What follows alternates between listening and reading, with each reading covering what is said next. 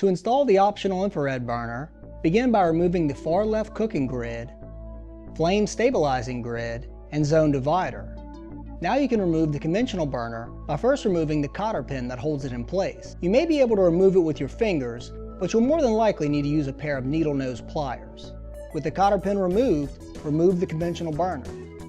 Now we can remove the crossover by removing the screw in the middle that holds it in place. With the crossover removed, simply place the infrared burner in place, leaving off the crossover and flame stabilizer grid.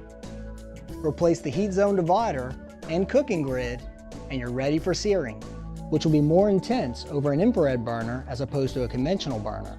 Having both burners installed allows steakhouse-style searing on one end while slow roasting on the other end.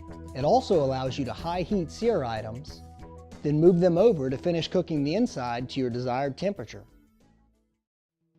Blaze Grills, where grilling starts and flavor begins.